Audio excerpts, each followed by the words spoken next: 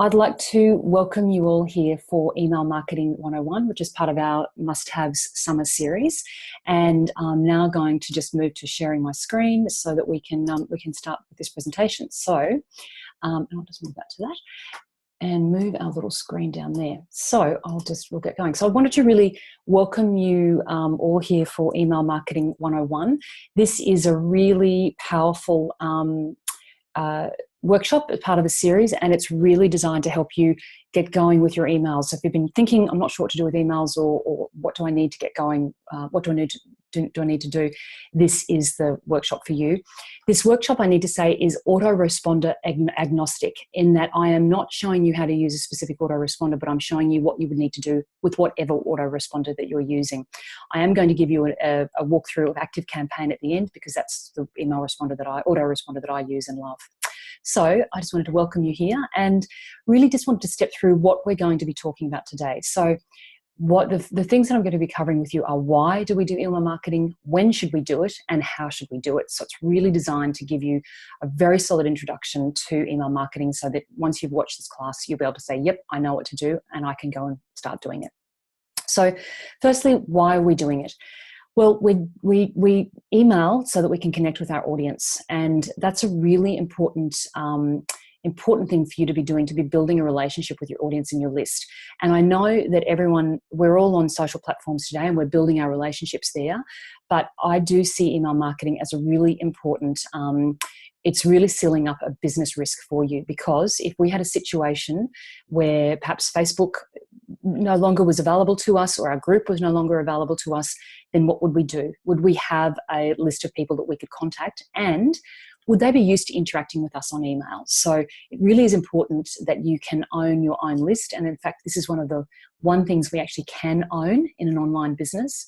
And a list is very valuable. And there are various statistics that are sort of bandied around the value of people on your list. I've heard, someone on your list is worth at least $1. They're worth $10. You look at someone on your list as a lifetime member, rather than just someone that's there for a short time. You really need to think about having a lifetime journey with them. So it's that money is, you'll hear that term, the money is in the list from a lot of people. There is money in it, provided you nurture it properly, that would be what I would say. And it gives you these long-term opportunities. The other interesting thing is that as your business grows, a bigger email list, when you can say, yes, I've got 2,000, 3,000, 5,000, 10,000 people on my list, you suddenly become very attractive to other people who might want to partner with you or joint venture with you. Now, if you're starting out, you might think, oh, that could take me a while to get there. Believe me, if you've got a good email opt-in and you are really good at engaging your list, you can get that list to that size, and it is a really powerful thing to do for your business. So there are all of our reasons in terms of why we would do email marketing. So when do we do it? And my advice is as soon as possible. So as you're building your business, as you're building your visibility, if you can put this in place as soon as you possibly can, you are basically using the factor of time. So if you've been in business for a year and you've been building visibility online, but you haven't got an email list, there's basically, that's a year that you don't have in terms of building the list. So get onto it as soon as you possibly can. And what you'll find with you might be thinking, well, I don't know what to do. Well, today we'll show you what to do, but you might be thinking about, well, what content should I be emailing to people? This content that you're going to email is actually going to be repurposed from other content you might have developed for your social platforms or your blog or your videos or whatever. You don't need to be generating a whole lot of new content. You just need to have a great list in place. You need to have a nurturing strategy in place, so that when you have something new to say elsewhere, you can just quickly flick it to your email list. And it's as simple as that. It can become a very automatic process for you, because it is your most valuable business property online, because you can own it. So I think I've really covered that. Sort of start ASAP, which is why you're here today.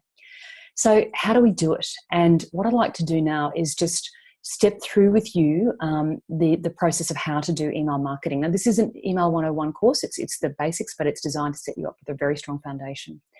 So what I'm going to do now is I'm going to walk you through the 4 stages of my email marketing strategy. I'm going to talk about things from a content perspective, and I'm also going to talk about things from a technology perspective. So I'm going to give you an indication and tell you what should be happening when in your email autoresponder. And I've found this is a really useful thing for you to understand the two at once. And when it comes to looking at your email autoresponder, you can refer back to this class and go, okay, yep, okay, I now see, I now understand what Jen meant when she talked about tagging and things like that. So I'm going to give you a little bit of technology and terminology today. I'm not going to overwhelm you, but I'm just going to give you the basics so you can be really clear about what it is that you need to do. So with our email marketing, is there a strategy? And I would say to you, absolutely, yes, there is. And it's a 4-stage strategy. So our first stage is to entice people to come onto our list. Our second stage is to start building a relationship with them and to be relating to them. Our third stage is to be nurturing people on our list. And then our fourth stage is to be doing some selling. So notice the order of that. We are not getting people onto our list and going, wham, bam, thank you, ma'am. We are actually building a relationship, because email marketing is it's just like every other relationship. And in fact, it can take a little bit longer to build if we're sort of relying on the written word only, if we're not doing much video inside our emails. And also, people might not always receive every email that you get. So I'd like you to really be aware that every email you send out that person may not open, because they're busy. They've probably got lots of emails coming into their inbox. So you need to make sure that you're emailing regularly so that they are hearing from you. And you can also, in your email autoresponder, you should look at the opportunity to resend a campaign. So you might have an email that's gone out and you might leave it for 24 hours, and then you can just press a button to resend to those contacts who haven't opened. And that's certainly a beautiful little tool on Activecampaign that I really love. So I can just go into my email campaign, hit that, and then away I go. So our first stage is enticing. So in this stage, what content are we developing? Well, what we're doing here is we're going to be offering free value via an opt-in, which is going to be covered in another workshop later on in this workshop series. It was too much to cover today for this workshop, so I'm devoting a full workshop to creating your opt-in. But an opt-in is that free item that you get, that you see online, you think, wow, I'd like that. And then in exchange for that free item, you're giving someone your name and your email address. I'm sure you have done that already. And now what we want you to do is to create one for yourself for your email list. Now, if you'd like to start out and you don't want to wait specifically for that opt-in class, one of the things that sort of things you can do as opt-ins they can be things like free checklists, can be a free quiz, could be perhaps a free training, like an audio training, and perhaps an audio download, like a meditation. It could be a short video training. It could be a workbook or a guide. I don't recommend doing ebooks simply because that they are a bit old hat, and people do feel like, oh, I don't think I've really got the time to read an ebook, but they might have the time to go through a workbook or a guide if there's something that you've offered there. So those opt-ins are really important. I do recommend to keep your opt-ins fresh and perhaps to be developing different ones to test how they go. I've had a particularly successful opt-in that just keeps working for me, so I haven't taken it out of rotation. But I am thinking in the next couple of months that it does probably need to come out of rotation and something else will go in its place. If you have something like a Facebook group, or you're making offers into other people's Facebook groups, if you don't have your own Facebook group, then you might want to have a couple of different opt-ins that you actually rotate so that people aren't seeing the same message from you all the time. They're seeing different things and they're getting different, awareness of what it is that you offer. So, and please do offer that opt-in everywhere on all platforms and on all channels. So everywhere you are, make sure that your opt-in is included. And I would say to you here, when you're starting out, it doesn't need to be perfect.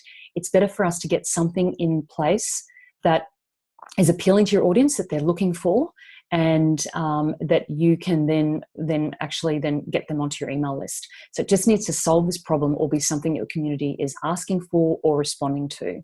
So if you look in things like Facebook groups, see what sort of questions people are asking, you might see a question, you might say, okay, yes, I could develop an opt-in that solves that problem. So what are we doing with the technology at this point? This is the question. So the first thing is you need to make your opt-in visible on your Facebook page banner, in your social profiles, at the top of your web page, and on the right-hand sidebar, or perhaps on your blog. So you need to make sure that your opt-in is really what we call above the fold. And I'm getting to a bit of terminology here, so I'll just explain each piece.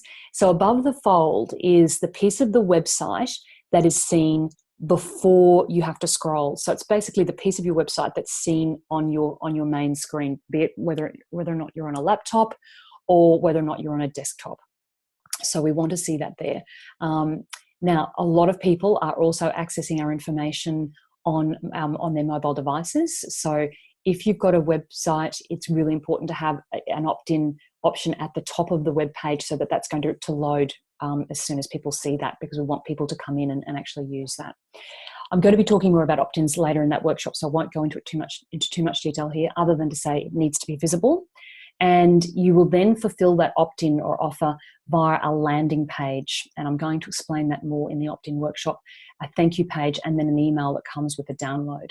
So people will basically, you'll advertise your opt-in on the website, and then people will click through. That will take them to a page that basically says, this is what you're going to get. Here's your name and your email. Put your name and your email address in here. And then you press register, and then a thank you page will pop up saying thanks for your request, an email is on its way. And you can then this is when your email sequence comes in, because then you do an email with a download. And I'm going to share with you in the intro email sequence later on. I'm going to share that with you, exactly how that email would look. So you'll get that as a first one. Now, what is also going to happen in your email autoresponder at this stage is that they are going to come into what's called a list on your email autoresponder, which you've created beforehand. So the list would read, it could be, opt-in February 18, and that could be the list name. I would probably call it, opt-in, whatever the topic of the opt-in. So it could be opt-in, puppy training tips. I'm really into dogs, so I'll give you a couple of examples along those lines. But so it could be, opt-in puppy training tips. And that list then has identified those people as coming in from that opt-in. They've arrived in your list because of that opt-in. And then what you do is you then tag them in your list as a lead from that opt-in. So if they're on that list, they're there, and it could just be lead puppy tips. And then that they are a lead in your business. They're not yet a customer, but they're a lead. So they've now identified themselves as that. So that's what you would do in your email autoresponder at that time. So our next stage in our strategy is then to start building a relationship with the people on our mailing list. So this is where your content comes in, and this is where you need to be building that relationship from the very first email. And in that first email, you'll deliver what you've promised. So click here for your free download or bonus or gift or whatever it is. Show them in that email how your free download or offer solves their problem. So reinforce the fact that you've solved that problem straight away.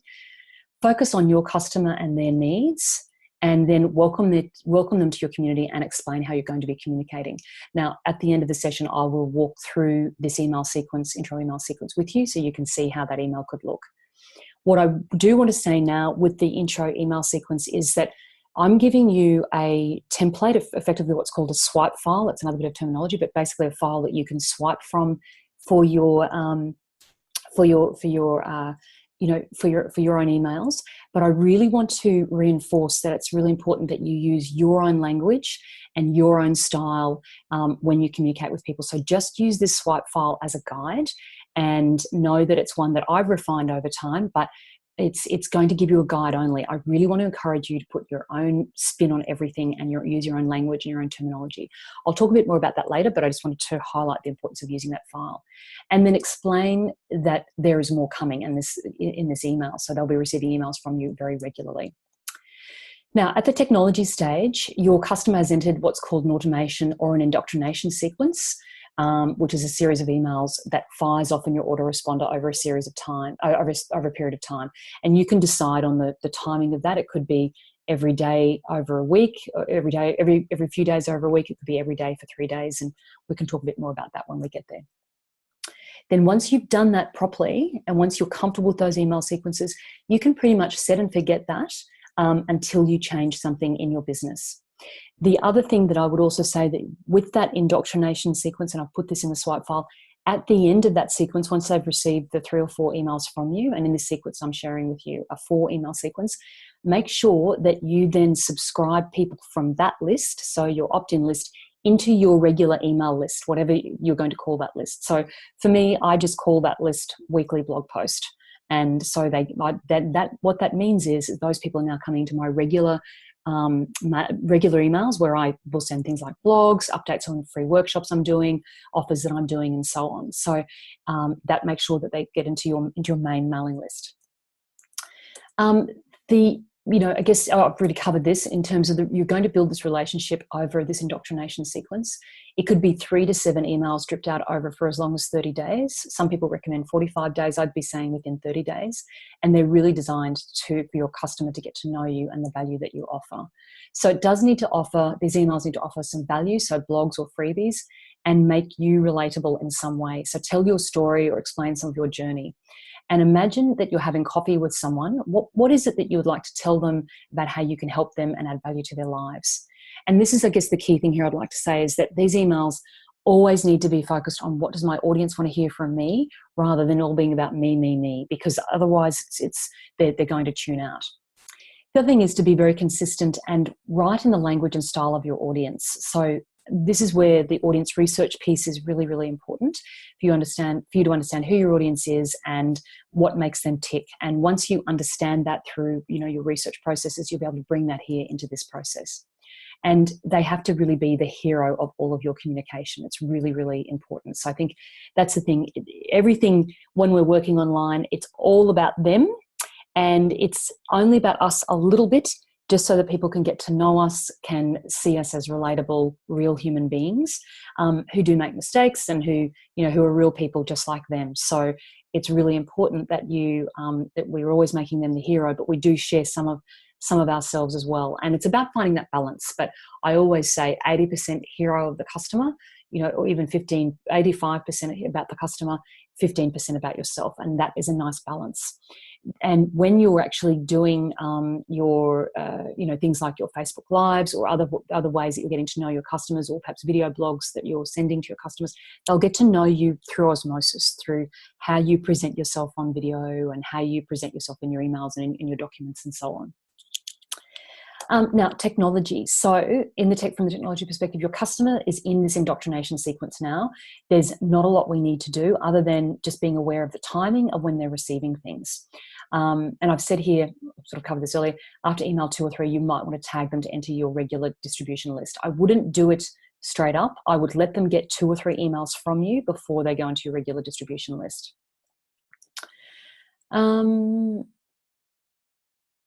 Looks like I've got a duplicated slide here, so we'll just whip through that. So our next stage then is nurturing our clients. So we've got them, basically they've come through, they've got the opt-in, they've received the indoctrination sequence. What do we do next? Well, we need to show up consistently and regularly, and you build trust through showing up consistently. And I know, I'll be clear, in times of my business, I've been very up and down with this. So it's something that I'm very much more into myself in terms of I need to be regularly communicating with my audience. So this is about really continuing to nurture and build the relationship in a style and time that's relatable to them. So just decide on a schedule that works for you. So it could be a weekly, fortnightly, could be 3. I wouldn't go any more than wouldn't leave it any more than 3 weeks if you can. And then just offer that value-based content. So sharing behind the scenes, continue to offer your freebies. If you're doing new opt-ins or new free things, then do that. Sharing behind the scenes is really useful, a way for them to get to know you. So it could be a behind the scenes thing that you're doing in your business. So it could be preparing something for sale. It could be something that you're working on. I know that I've subscribed very avidly. I'm a bit of a weekend painter and drawer. So I subscribe to artists' emails and so on. I love to see when they're sharing with me a behind the scenes video of how they're doing something and so on. So again, it's something that will sort of take people behind the veil to see what it is that you're doing. You would obviously also be sharing your blogs. So introduce your blog in the email and then encourage them to click through to read that. Again, each of these emails, they don't have to be long. In fact, I like shorter the better, because then people get the experience of me that I'm not going to make them read a long-winded email. I'm actually just going to say, here I am, here's some information that I think is of value for you, and then let's go ahead and click through to that for you to get access to that. The other thing too is to be thinking about the balance again. So it's 80% give, 20% ask. So this is where you're adding a lot of value in your emails, and then you're developing this you're nurturing now to then move to the next stage, which is selling.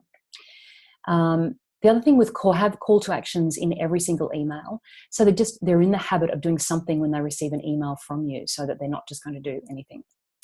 So from a technology perspective, your customer should now be on your regular distribution list, so whatever it's called, weekly blog posts. You may also be starting to think about creating new automations or sequences to suit a promotion, an event, or a course you might be running. And you just need to make sure that those sequences are well explained and they're giving the right information to people through that sequence. And you may be starting to segment your list now. So you might be if you've had someone perhaps even buy from you, you might then put the customer label on them, or you might be starting to segment your list based on the opt-ins that they're getting from you. You might do 2 opt-ins perhaps in slightly different areas, and you might be testing. You might say, okay, is my audience more interested in X problem or Y problem? So you'll be segmenting your list in that way. So know that the technology can assist you with that. Now, our final step in the strategy is to start selling and serving our audience through selling to them. So this is actually important. A lot of people have an email list and then never actually think to sell to it. So, and then some people can oversell. So what we want to do is we want 80% nurturing and then 20% on sales. So we want to really do that. And this is where you can start to make money from your list and start to bring people into what you're doing. So, for example, you may be quite active on Facebook. You might have a Facebook group or a good Facebook page, but you may be able to bring people from your email list into that interaction with you. And that's something that certainly worked for me.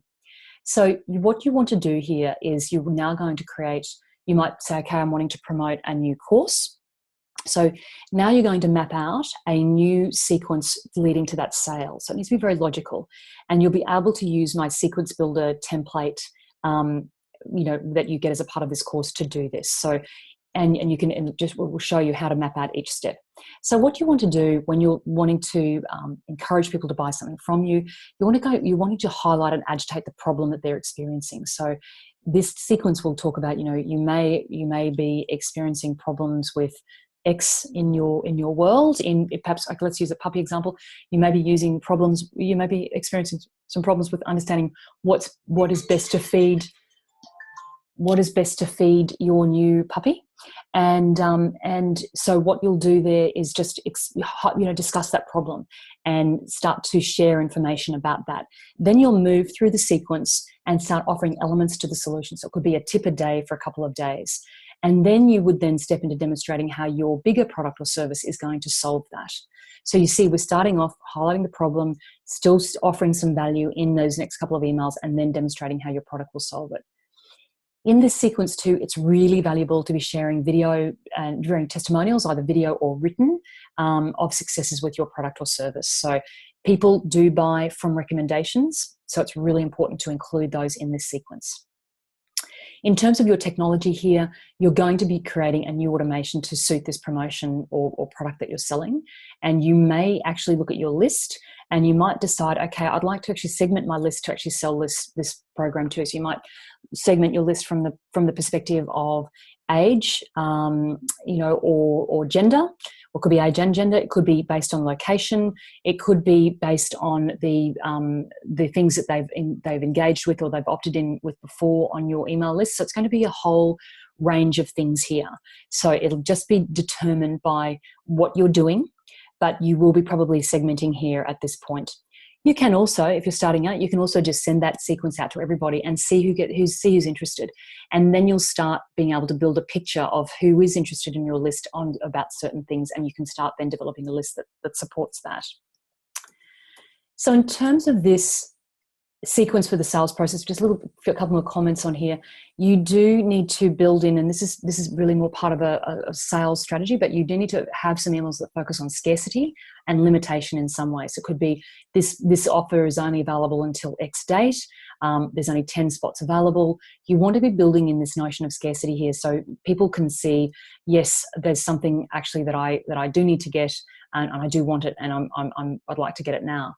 Now, this, for purpose-driven entrepreneurs, this notion of using these tools you may not feel so comfortable, but what I will say to you is that as human beings, we do work on the basis of scarcity. We do make buying decisions based on times running out. based on availability of particular things. Now, and if you think about your own behavior, you'll think about how you've done this before, even perhaps in the grocery store or with other online shopping experiences that you might have had. Now, as a purpose-driven entrepreneur, this is, I guess, where I really wanted to talk with you about this notion of serving your audience. If you have been able to shift your mindset from really selling to your audience to really thinking about serving them and their need and what it is that they need most of all, and if you're very clear on that, and if you feel in complete integrity with the service you're providing, you know that you can solve that problem for them, then what we want to do is we want to just encourage people to take that decision to work with us. This will not feel good if you don't feel in integrity with what you're sharing. So that will be, if you're feeling in integrity and you know, yes, I can absolutely guarantee what I'm offering. In fact, I'd be happy to put a 60-day guarantee on it. Then that's something that your audience really needs. And then what we're doing here is we're just using a couple of tools to encourage people to buy with us so that they can solve that problem more quickly and then move on with their lives. The other thing that's actually also very useful to do at this part of the sales process is to do a reminder on what's called Carte Abandon. Now, this is a more advanced technique, but what we do here is, and you may have experienced this yourself, but what we're doing here is someone may have gone onto your shopping cart to actually purchase in some way, but they may not have completed that transaction. Now, more sophisticated email autoresponders will then send you a note to say, okay, we'll send a note we'll send a note back to the email autoresponder and say, okay, this person they've started on the checklist, but they haven't completed. Let's send another email to remind them that their shopping cart is open. And you may have experienced this. I've experienced it, I've actually really appreciated it because I actually have been distracted by something. I thought, sometimes I'm buying something and I think, I might go and talk to my husband about that, or I just want to check, something about it before I buy. And then life happens and lots of other things happen and I'm called on by someone to do something and then I don't go back to that cart. So this email is a nice little reminder to that. It's a more advanced strategy. You don't need to worry about it today, but I just would like to know for you to know that the power of the autoresponders out there is that you can do things like this. The other thing that you can do when you're selling is you can also provide an order bump, what's called an order bump. So this is where perhaps you might be offering a particular program or service, and then you might then offer as an extra for that at that time of sale. It could be an extra strategy session with you, or it could be if it's an e-commerce product, it could be buy 2 of these and get 1 free. So it'll just depend on what your service or product is. But this order bump process is really useful, and it will actually it's what's called expanding your shopping cart. But and again, it's a useful tool to expand what you can do with your audience. You can also do here what's called a one-time offer. So this is similar to an order bump in that it's offered on that when the person is making a purchase on that checkout page. But the one-time offer says this is only available today on this page for this price. Now, what I would say to you is these things definitely work, but be very careful about how you use them. I don't ever offer one-time offers unless I'm really clear that that's going to be a one-time offer, that I know I'm never going to offer that again, because again, I want to stay in integrity with myself and with my customers when I'm selling to them. So it's really important that one-time offer is only a one-time offer. There's nothing more galling than being offered this one-time offer and then seeing someone else is offering that same offer for the same price, elsewhere on their Facebook page or somewhere in their Facebook group. So it's really important to just have integrity around that. And then the important thing here is that the email just doesn't happen after the sales sequence doesn't finish there. It actually needs to continue after the sale. So this is what we call a fulfillment sequence. So this is where you actually want to thank the person and congratulate them on their decision. And this is really important from a psychological perspective. You really want to reinforce that the person has made a great decision that's going to actually help them move forward in their life or in their business or whatever it is that the solution that you're solving for them, that this is going to really help them. In this sequence, you can also show how others have had success with your work. So you could perhaps send a testimonial here and say, this is the experience, or this is the story of someone else who's been through my program. So this is, again, very useful psychological reinforcement, Because what can sometimes happen after people buy, they can have what's called buyer's remorse, and we want to really deal with that in a way that's very much in integrity. So we're wanting to show how other people have been through our process and they've had success with that. And then the other thing we want to do from a courtesy perspective is really check in and see if they need any help at all with their purchase. So if they've got any questions with what you've offered, and so on and so forth. So always offering an email address or a support email address really helps here. So what's happening with our technology at this point? Well, your customers are going to be in a promotional and a sales sequence for your service product, your service or product. So again, you're going to be segmenting here. So those people who have bought will be tagged customer for that product. And then you can very clearly see, you can then look at the notes in your email autoresponder and say, okay, they bought this, this, and this. Maybe you can start drawing pictures about your clients. You say, okay, maybe they've bought these couple of things. Maybe what they would like to do is now access this part of my service offering. So you can then start making some decisions behind the scenes once you start building these pictures of your customers. So but the important thing here is your customers are going to be in the sequence for this product, and you'll be working with them there and putting this tag of customer once they've bought from you. Now, a question I've had with emails, what do I do when people are not opening my emails? So what you want to do is you want to create a re-engagement sequence to either prompt sales or prompt re-engagement with you, or to clean up your list. And you probably, if you've been on an email list so far in your world online, you've probably been asked, if you haven't opened emails, you might have been sent these emails once in a while in terms of, are you interested to continue on? So what I would say here is be gentle in your reminders. I've had some re-engagement sequences sent to me where I've gone, whoa, that's really heavy. That is not the way I like to be spoken to. So again, it's around your style and tone. But I remember one particular, I was just like, oh, well, I really don't want to be on your list if this is the way you're talking to me now. So yeah, it was a very aggressive sort of reopen email. So my approach, and possibly I'm a bit more gentle, but be gentle in these reminders and be appropriate to your style. So that your tone could be along the lines of, we're missing you, we'd love to see you back. It could be something as simple as that. And then you could have 4 or 5 emails in this sequence that really helps them make a decision about whether or not they want to be with you or not. So in this re-onboarding sequence where they're making a decision about whether they want to be with you or not, you need to be offering more value again. You might offer a special deal. It could be a percentage off for a strategy session. It could be whatever it is that you're offering. It could just be something there that as a re-onboarding, they get to be part of that.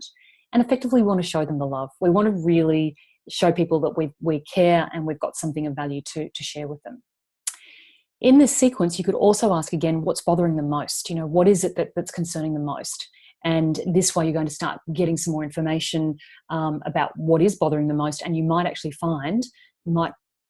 unearth a whole new issue here that you didn't know about in terms of your audience. So it's about really working these questions through and developing the sequence. So here you're going to be segmenting your list again into lapsed customers and re-engaged customers, depending on what they do in the sequence. And you can build a sequence based on doing yes/no formulas. Again, I'm not going to get into great detail on that today, but you can put people into a sequence, and then if they do a particular action, you can move them down one arm. I'll actually just draw a picture of what that would look like.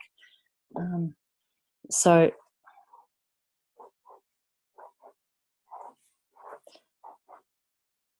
I think this would be useful.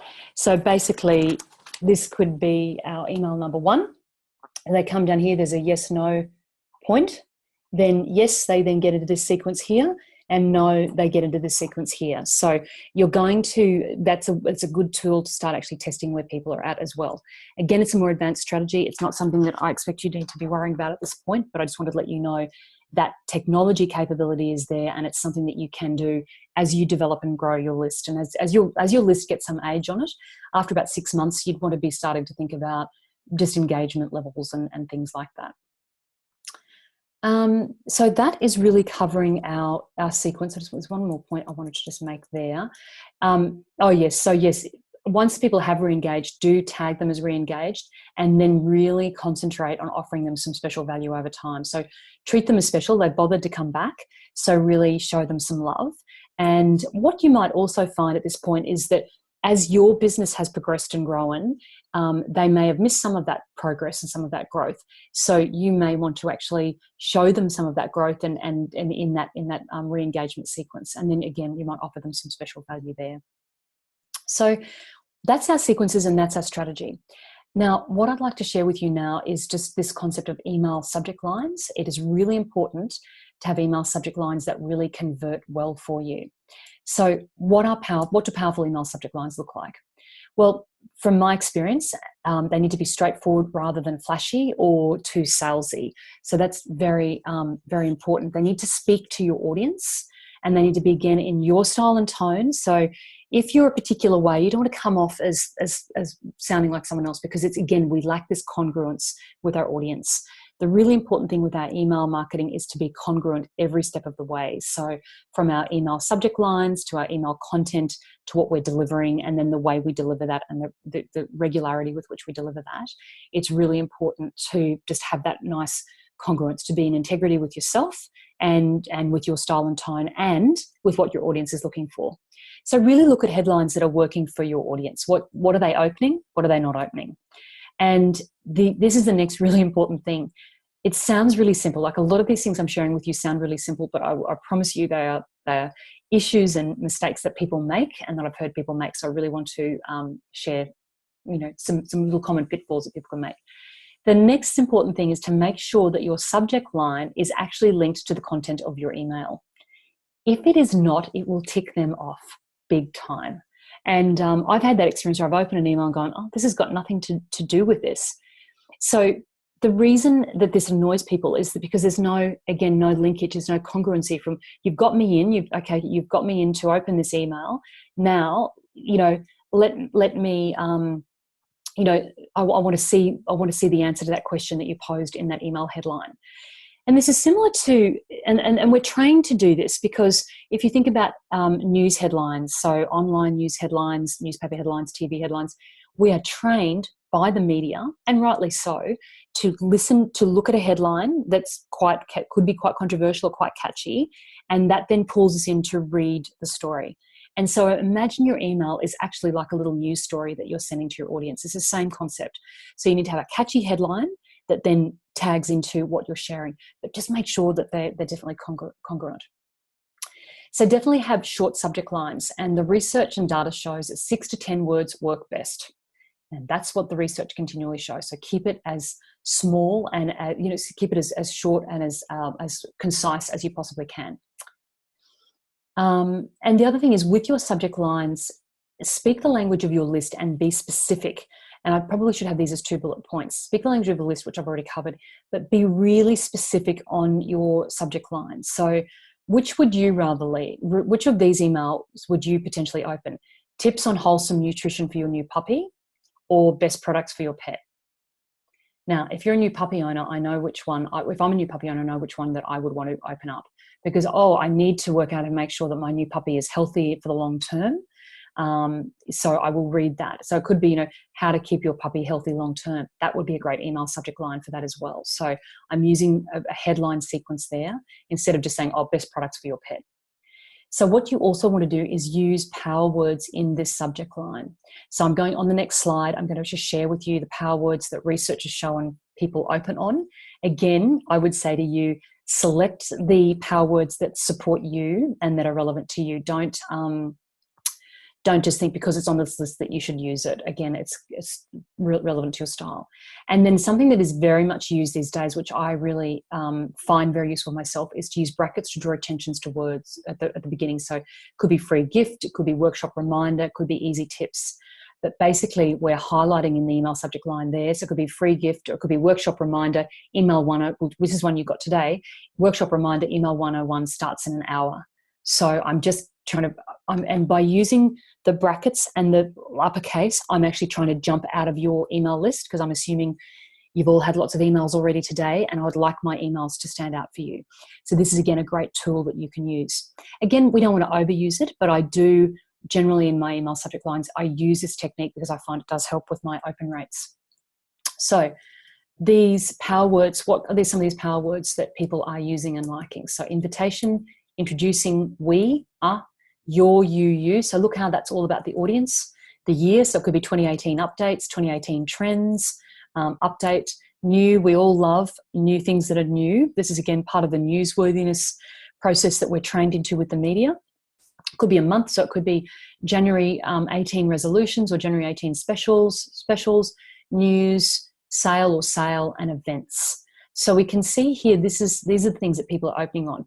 Again, you might want to tailor these words to work in with your subject lines, but the key thing here is really making sure that that you're using words that are relevant and really key to your audience. Oh, and offer. So people love an offer and free offer.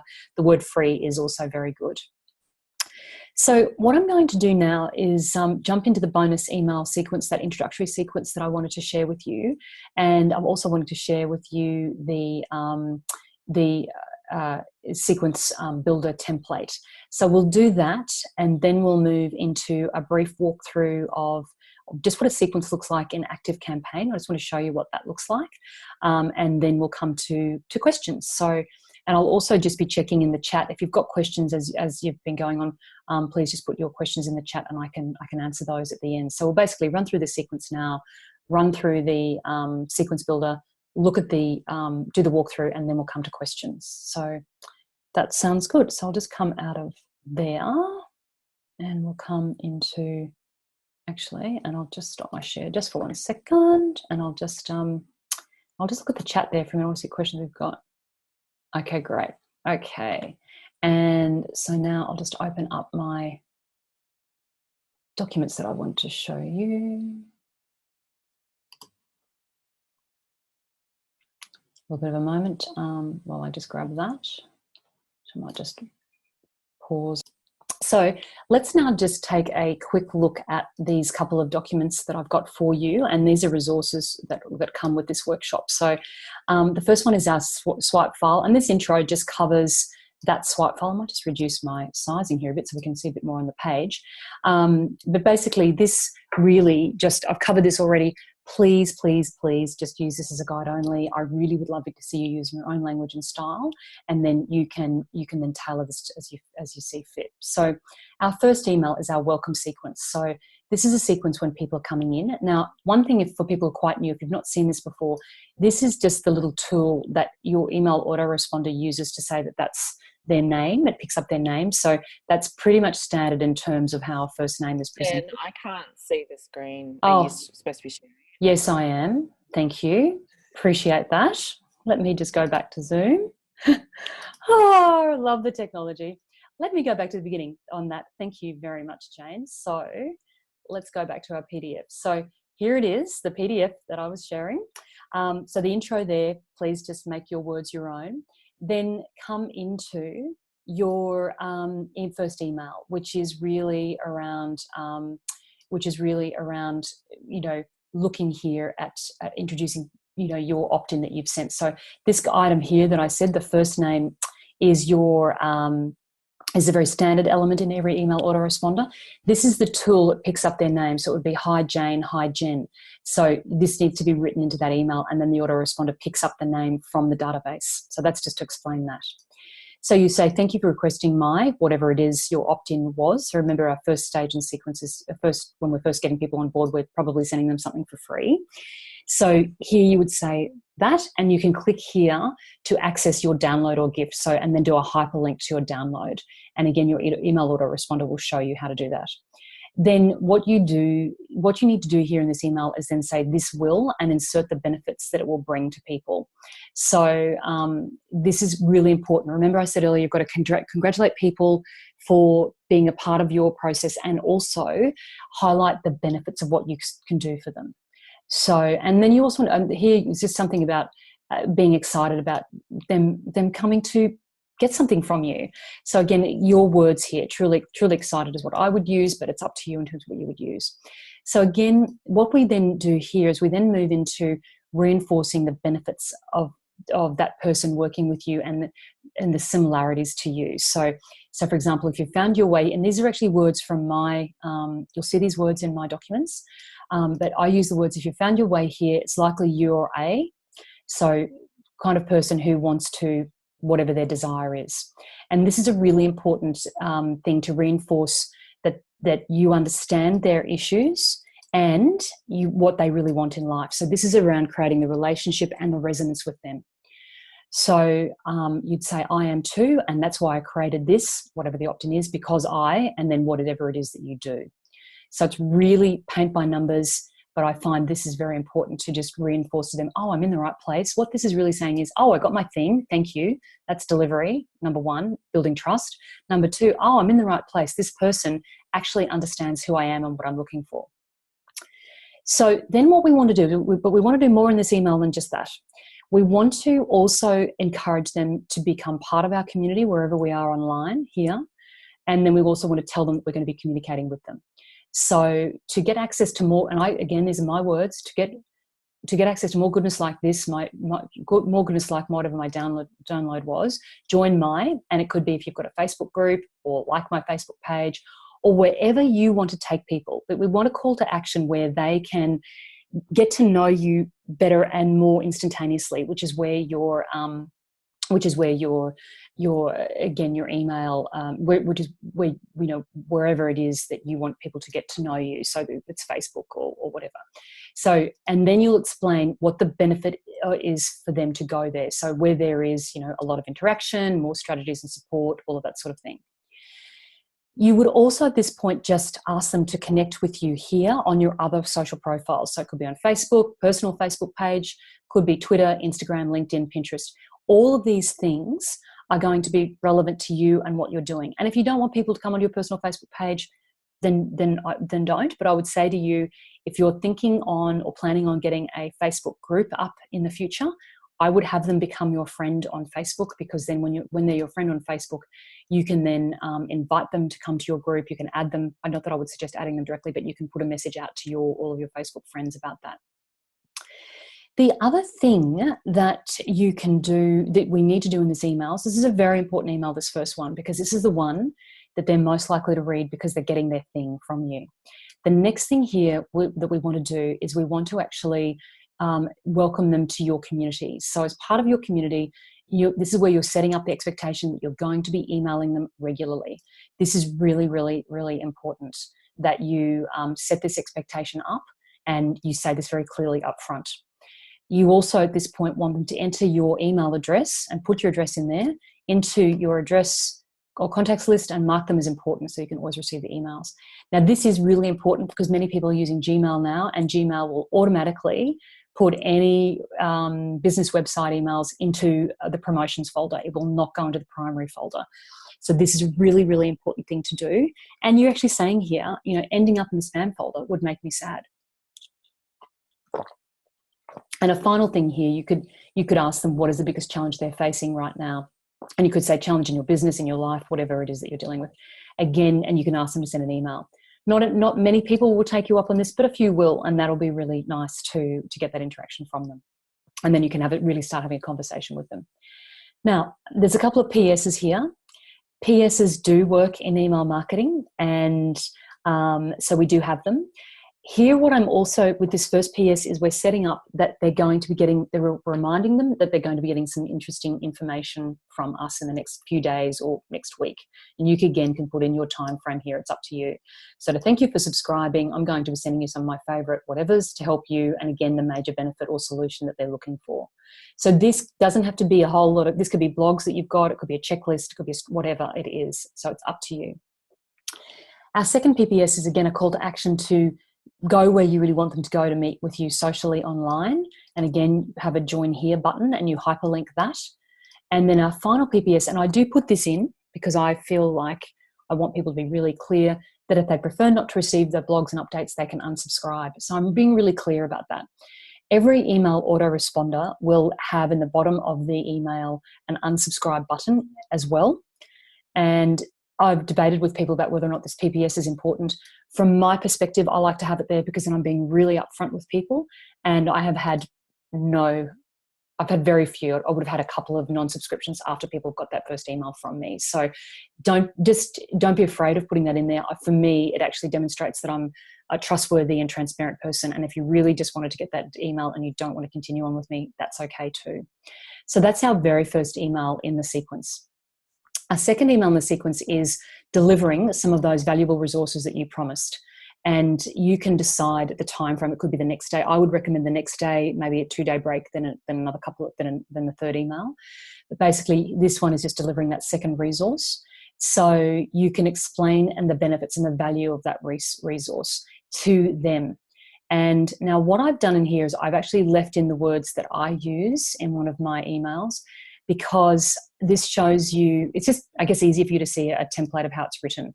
But basically, I'm highlighting here, it's about you and it's about me encouraging you and giving you the tools and to take some time to think about what you really want out of your business. So these are words that I do use in my email sequence. And then I put this paragraph in because I think this is a bit of a getting to know you paragraph. It gives a point of view and it really reinforces the benefit of what I can bring. So and this is my point of view. I strongly believe that if you're going to have a business and life you love, then your business needs to be truly aligned with your sense of who you are and your life purpose. If you're not aligned with your business at a soul level, then it will become very hard for you to keep the energy up for your business when the going gets tough. Between you and me, that's why so many small businesses fail. So, and then to help you explore this, I wanted to share a very special thing with you, blah, blah, blah. Now, that for me is important because I'm actually saying to my person on my email list, you know, this is what I'm about. Here's my point of view and this is what I'm about. And if you're not into thinking about things at that deeper level, if you're not into alignment, if you're not into purpose-driven stuff, then maybe I'm not your person. So I'm really just signaling here, this is who I am, and I'm really very clearly saying this is who I am. If you like that stuff, continue on. But I'm building my know, like, and trust with people as well. So I've kept that in so you can see really clearly how you could do that for yourself. Again, this could be this will be tailored to absolutely to your needs. So you put in the link, hyperlink that, and then you would reinforce a statement about that gift. So, for example, my statement is running your own business is an exciting journey and it becomes even more powerful, more successful and more life-changing when it's aligned with your own sense of self and purpose. Because I'm giving away here a values exercise, a values elicitation exercise. That's what I'm actually giving away. So with love, myself. And then the PS, we've only got one PS on this email, and it's please just, if you want to keep in touch with what's going on in my world to help you do what you want to do, to help you do X, then join my whatever it is that you want them to join. So that's our email number 2. Email number 3 is basically reinforcing. I hope you enjoyed that bonus extra yesterday that focused on whatever it was. Our theme, if you've got it, and you might select a theme for this series of emails. So I think I use a theme of alignment. So a theme of alignment continues today with and whatever it is that you're sending. Here's your link to it. And I hope you enjoy this. Please email me if you've got any questions, and then a sign off again that's relevant to you. So by this stage, I'm actually signing off with love because I've revealed, I'm someone who believes in that sort of stuff. Now, this next point is really important. This is where you can start to share something about yourself and where they can start to get an insight into your life. And this is, again, when we're building know, like, and trust, when we don't have, say, access to it. I mean, you could actually put a little video in here if you wanted, but for simplicity's sake and to keep things really simple, I would recommend just putting in a little paragraph like this and a picture of yourself that's relevant. So, but it needs to be related to what you've talked about in that email. So on the topic of, my theme was alignment, which is one of my favorites, I just had to share this picture with you. And then you would insert the relevant picture and an explanation for it. You just wouldn't say, here's a picture of me. You would put an explanation. So my explanation was, here's my husband Saurabh and I came upon this gorgeous monk seal after snorkeling on a beach on Kauai, Hawaii last year. To me, this picture sums up perfect alignment. This precious being was completely relaxed and aligned in her environment. She was exactly where she needed to be, doing what she needed to do. And she didn't mind who was watching. Would you like that for you and your business? So you see, I'm connecting that understanding of, that's a personal picture. It's actually just a picture of me and the seal. Sorry, I didn't want to be in the picture. And then basically I'm then reinforcing that, this is what people want, that people want to be able to shine their light in the world, and they want to get to a point where they don't care who's watching, which is where the seal was at. And I'm connecting that to what I can do for you and your business.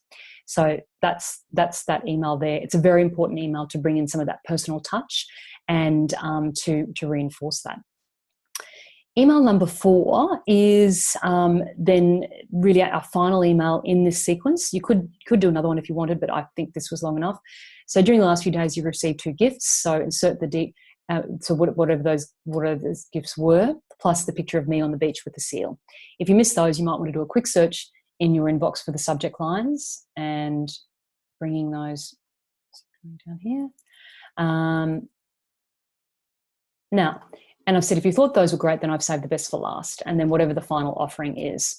And then if it's a blog post, you can say this is without doubt one of the most popular posts I've ever released, and so I know you'll love it too. You are in, so whatever it is their personal why is. So, for example, you're in business for a reason, to bring your goodness to the world and truly make a difference to people around you. So take advantage of these gifts I'm sharing. Use properly. They will transform your business. So I'm not doing any ask here. I'm literally just highlighting value. I do have a couple of PPSs here, and they are just reinforcing what's already happened in the sequence, which was, P.S. if you like what you've seen, I've got good news. I'm going to be regularly speaking with you. So that's just reminding them what I said in the first email, which was, you're going to be on my regular email list. Second PPS is to remind them to whitelist my email address. Whitelist is just a term it's used in the industry. Actually, I probably wanted to take it out of here, but you just need to make sure you put my email address in your address book.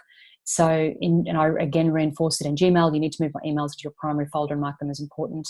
And then PPS, also make sure you're a member of my group, following me on blah, blah, blah, because I also announce new content updates on these platforms. And again, I don't want you to miss out. So join me on wherever the most important place is for you. You want them to be there. Now, and then I've just put this final note here is please make sure your automation now puts the recipient onto your regular emailing list.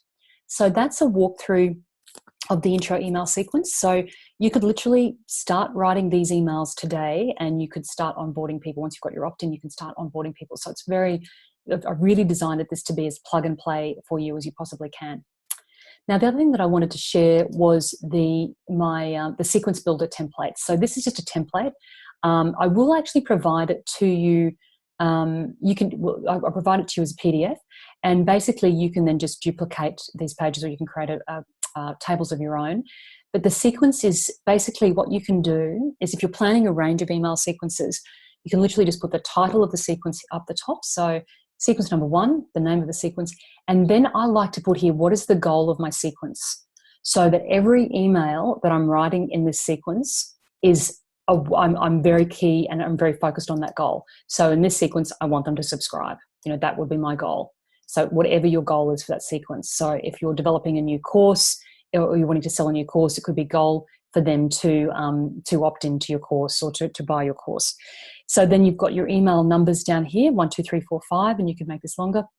You could put in your title of your email, so what the actual message what your email subject line will be. Put that in there. What are the details? So here you can just jot down, bullet point some ideas. You don't have to write the whole email here. It's just you're seeing what you would say in which email in your sequence. So just jot some bullet points there. What is the time frame that you're going to put into the autoresponder in terms of your what's going to happen when? So it could be first day, day 2, 2 days after that, 3 days after that, 3 days after that.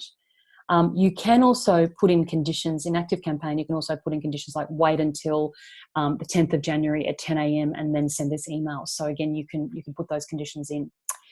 Then you would just put your email copy status, so written, in draft, whatever. Then you would just note here, yes, it's gone into my automation. Have I tested it? And I recommend you always test your emails. Always send yourself the test email when it gives you the opportunity to send a test. Please do, because you'll pick up little typos. And then just you can tick delivered when it's gone. But the key thing here, the thing that I like about this sequence builder template, is that you can just you can take 10 minutes and just map your emails out that you would like to send for your indoctrination, but I've already given you indoctrination sequence, but for other sequences. And then it's much easier for you to then just go ahead and then start preparing those emails. Because I know sometimes people, and I wanted to share, I guess, with your little mindset tip here. I know sometimes people go, oh my God, setting up my emails, it's too big a job. I need to wait till I've got half a day to do that. Can I say to you, my experience has been, when I have waited for half a day to do something, then it doesn't happen.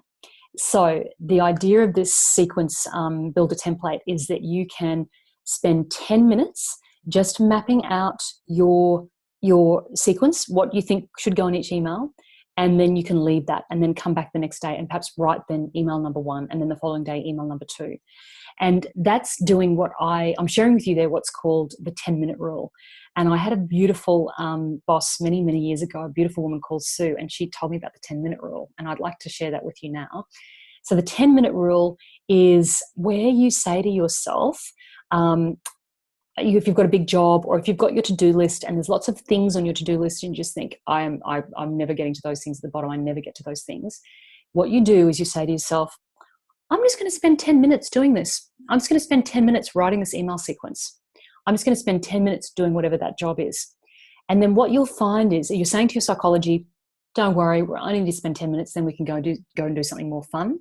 But then what you'll find is that once you've actually gotten into doing the task for the 10 minutes, you're actually in flow. You can actually then continue on and do those other things. So that's why I really recommend this, because it's just such a powerful tool to just help you get going.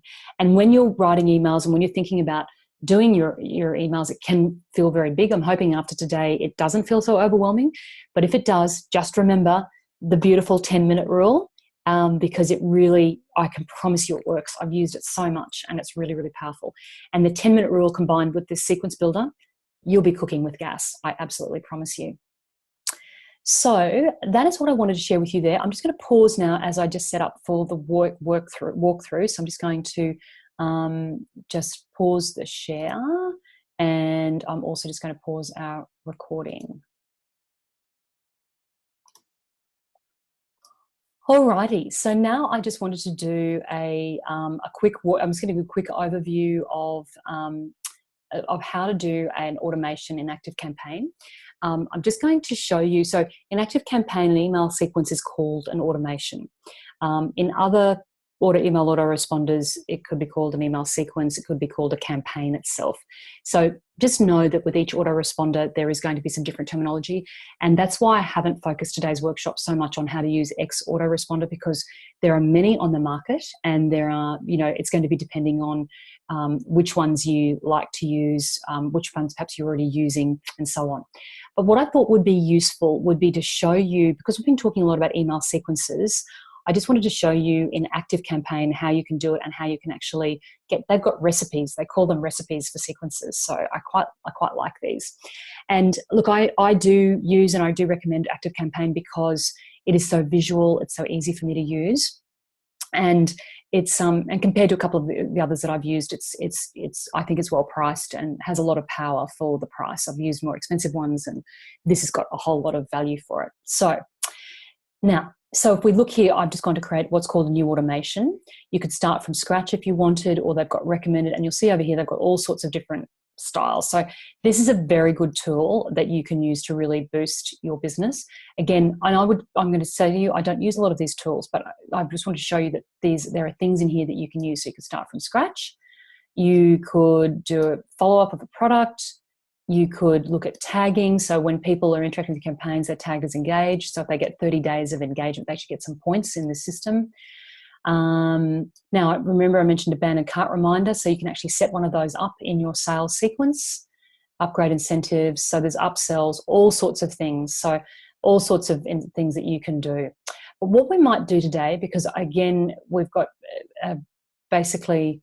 there's heaps and heaps and heaps and heaps of options here. So here we've got one send you blog post. So when your blogger's feed is updated, it'll just grab the post and put it into the campaign for you. So, and customer win back sequence. So this is about re-engaging. So your email autoresponder, if it's a good one, will give you support in these processes. But let's just do a new one. I just want to show you a very basic one. We'll continue. So we're selecting start from scratch. Whoops. And we'll just continue. And literally, the first step when we start an automation is how do we start it? And there's different ways to start an email. So someone might click a link in an automation, or if typically with our opt-in, they're going to subscribe to a list. So we'll just go subscribe to a list, continue. It's literally drag and drop, and then we could just pull a list. They might go to, they might have subscribed to this list, and this is only going to run once.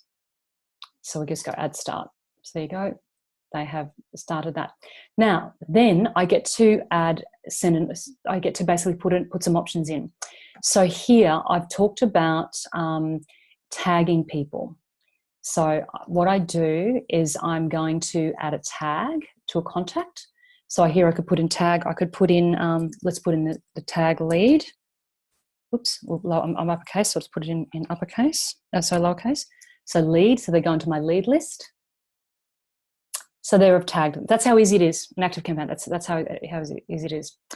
Then I'm wanting to, basically then I want to start sending them an email. So I just go sending options. I want to send them an email. So you can create an email to get started. So we just call that a name. We'll just call it welcome. Create. And basically you can then go in and write that email. I won't go into the whole process of that. It gives me my campaign options. So I can build from scratch, or I can use one of their templates. So we might just use that design there. So we'll say, welcome to workshop. Welcome to workshop. And you'll see it's pulling up other things that I've written over time. And then you'll see here that it's actually giving me the campaign that I've used before. So we'll just go save and exit, because we don't want to get into writing the email at this point. You'll see there I put an image. Now that's a good question that people might ask. You've got an image there. Have you got them in all of your emails? I actually made a decision a little while ago not to. I was looking at some research around email marketing, and it said make your emails as simple as possible. A, to reduce download times, but B, people actually respond better to emails that look like other business emails that they get. So if we put too many pretty pictures in them, make them look too fancy, then people go, oh, that's too much for me. So we've sent the email. Now we might want to wait a couple of days in our sequence. So what I do is I go conditions and workflow, and I press wait. So I might wait for a specified period of time. So I might wait for, let's say, 2 days. I press save.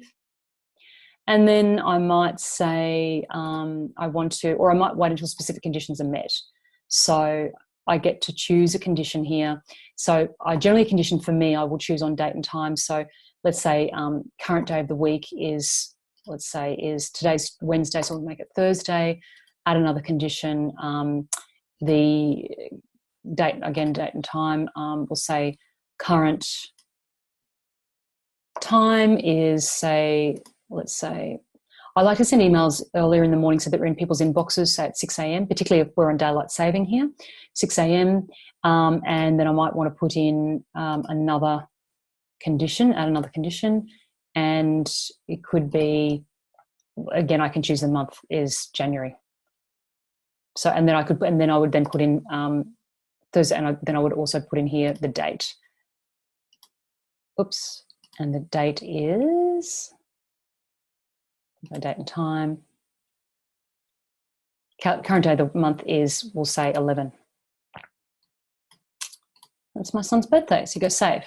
So there's a couple of different options. So you can see there, and in the sequence, we'll just press save. So you remember back when I was showing you the email sequence, I was making a decision, I was saying 2 days. You could literally just put in 2 days. And that's what I do for my onboarding sequences. I don't put any of this date and time material in.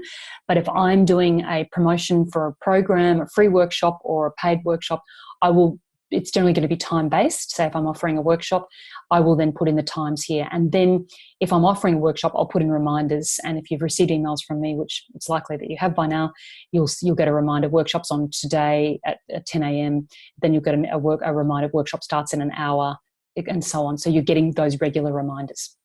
The other thing here is we would just put the name of our test automation. So we'll put in the name of our automation here. So we'll just call it test automation, because it's literally just that, but I just press save, and then that goes into my automation list.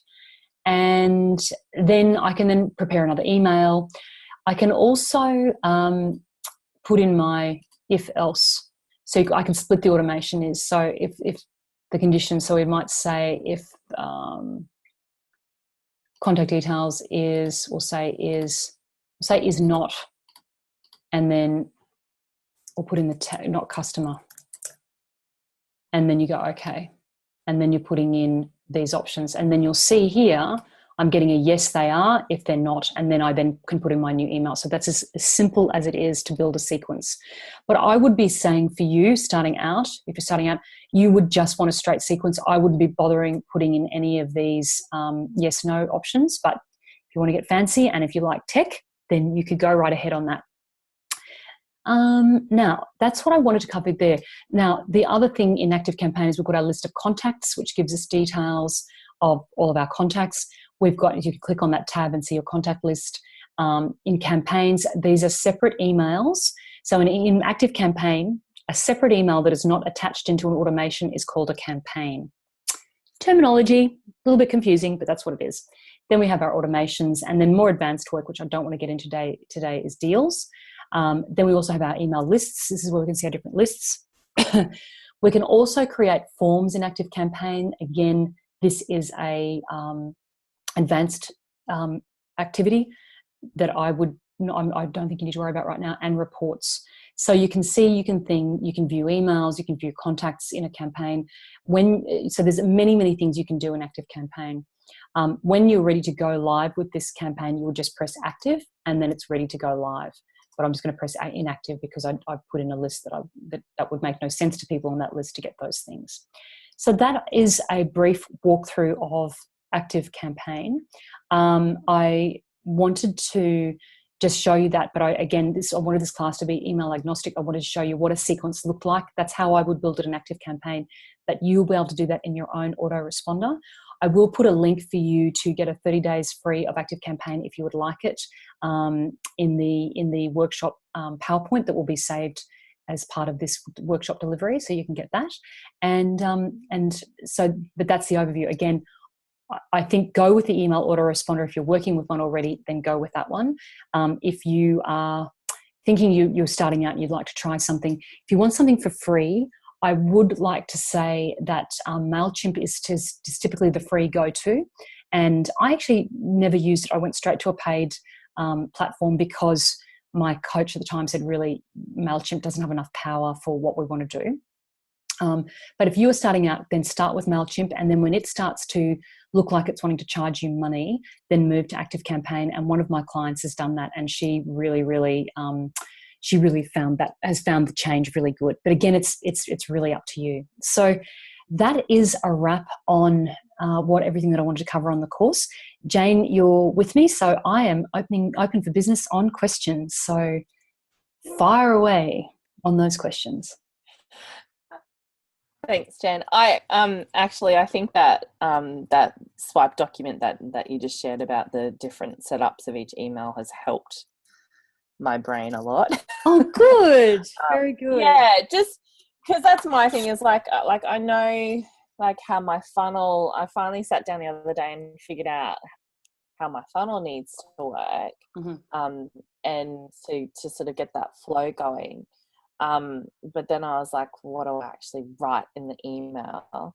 I think, so that's taken, like, that helped a heap. Like, it took that overwhelm feeling away. Good. My brain's just gone, oh my God, thank God. That makes it easy for me. I think what I was wanting to talk about was just trying to figure out different. I know you're going to do an opt-in course in a few weeks' time, but trying to figure out like the best opt-ins for some of my clients, and then how to make that appealing. I've got one already done up, which is about like leading up to the course that I'm trying to get online for mums, which is a course on, how to know if your baby has a potential tongue or lip tie. And that course is just going to be like 5 short videos on, signs and symptoms, how to get your baby assessed properly, where to get the help from, what do you do if you choose to do treatment or not treat, and a few other things like that, just to give them an idea. There's a lot of mums out there sort of going, oh, I think my baby's got a tongue and a lip tie, but they don't have easy access to people. So it sort of gives, or they go to the wrong person for support and then get misled, and then it's months later and then they end up on my doorstep. So that the aim for me is to try and provide not just also to my clients that option to watch a video series that takes out half an hour of explanation that I give to them in my consults when I pick up a restriction, but also for the mums that are sitting there at 2 a.m. in the morning Googling all their symptoms, and it comes up with a tongue and a lip tie, and they're freaking out going, oh my God, what is this?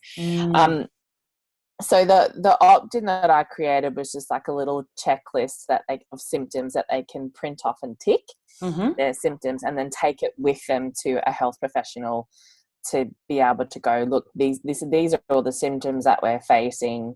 What can you offer to help us? But then I don't know whether that's the best opt-in to offer or not. Like, that's where I'm sort of sitting there really confused. Okay, and I've got a couple of questions for you. Can I just check, that course you mentioned, is that a free course or is that a paid course? It's going to be a paid course, but it's a low cost paid course. Okay. And because what I would be saying, but it's a low cost, that's good.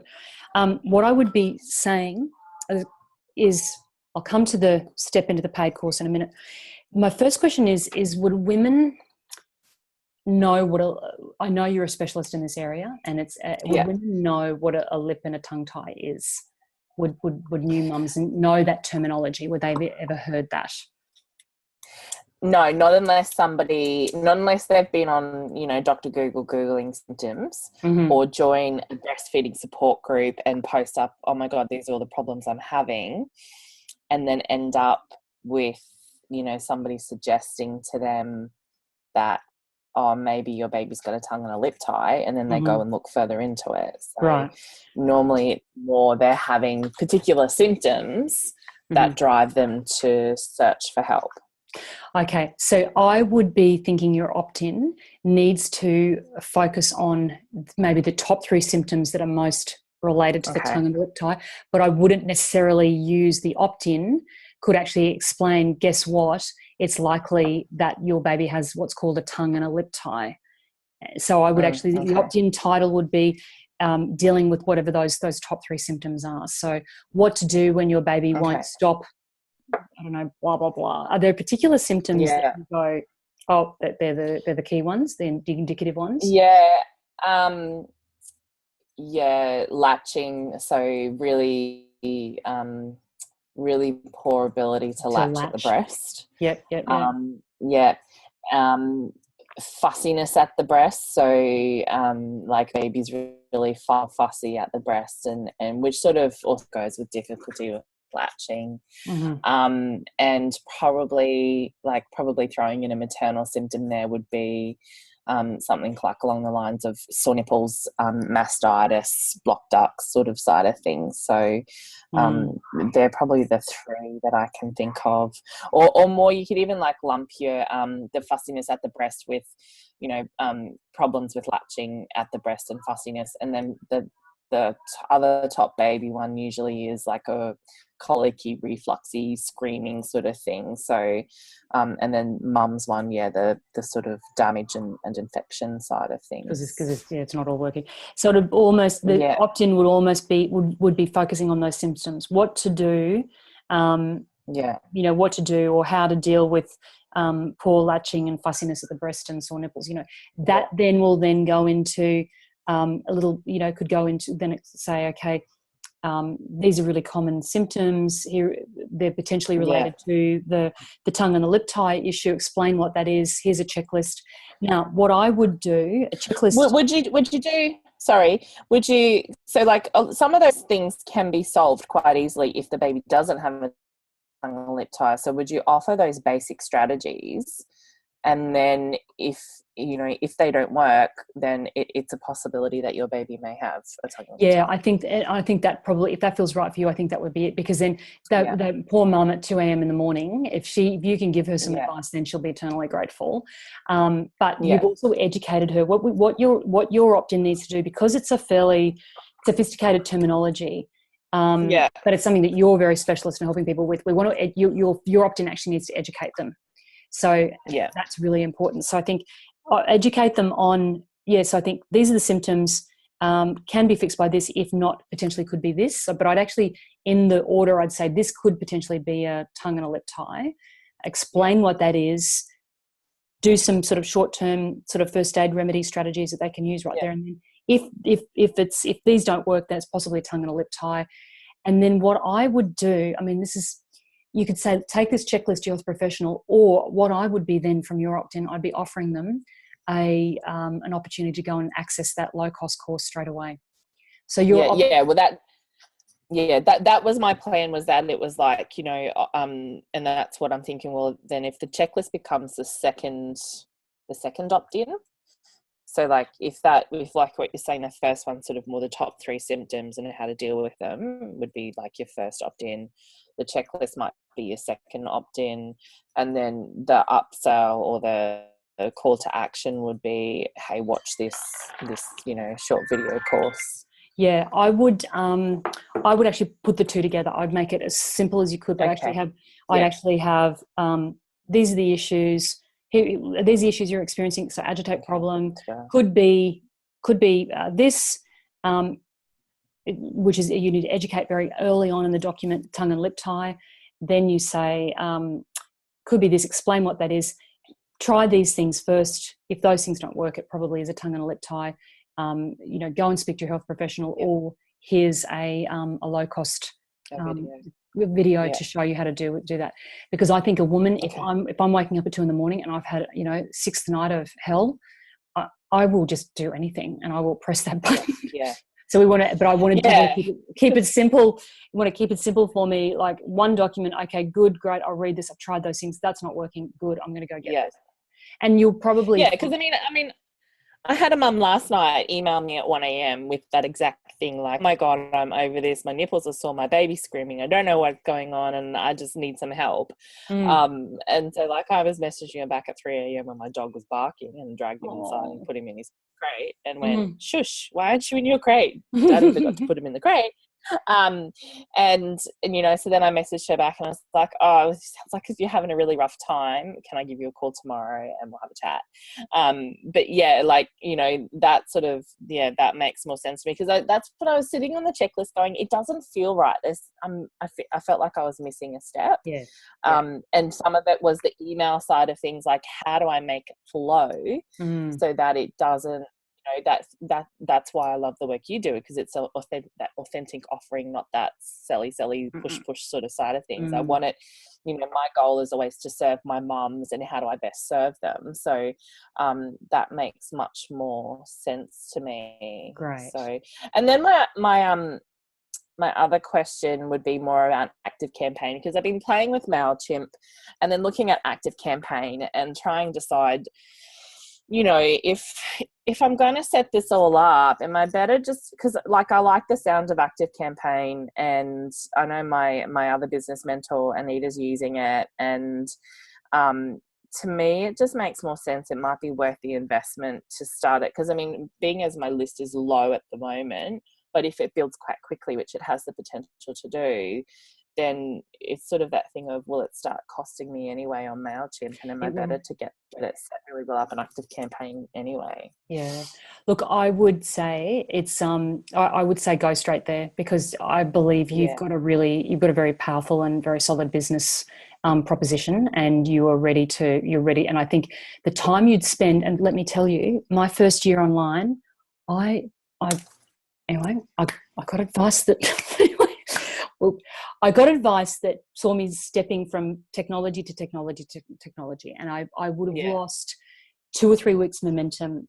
You know, I made the changes twice, and then I made a decision. That's it, no more. But what I will tell you is that you lose time every time you're trying to change technology, learn a new system. How does that work?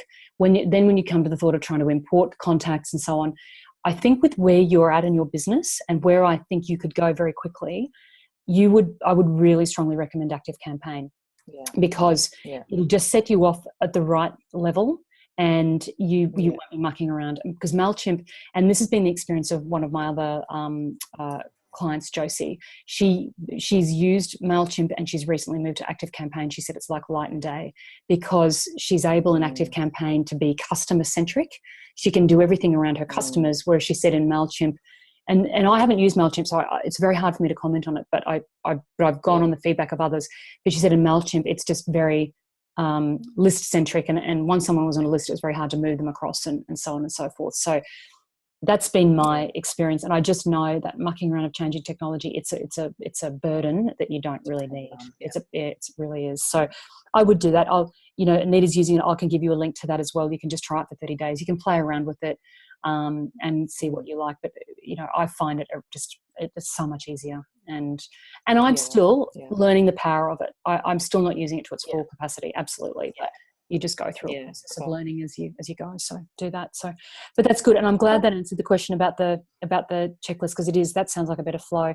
But for you and for anyone watching this, I guess this course after, is that when you're doing something that perhaps is a little bit technical, or people need a bit of education, your opt-in will need to do that job, and it will need to then move forward. But the Opt-in 101 course is a really great course, and I will go through what needs to happen when in your opt-ins and so on. So you'll get some really good information about that. So that'll be good. All righty. Did you have any other questions at all today? No, I think that's it. Thank you. Good. Well, we'll get that email sequence to you straight away. So, because you're a member of the summer series, so you'll get all of that's loaded up into the membership site. But I'm going to send you that email sequence straight after this session, so that you can get your hot hands on it and you can get going with that. But I'm glad that dealt with the overwhelm. That's sort of the how-to piece that's really important. So, yeah, fantastic. Thank you, Jen. All right, thanks, Jane. You take care and have a great day. Okay, take care. Thanks. Bye. Bye-bye.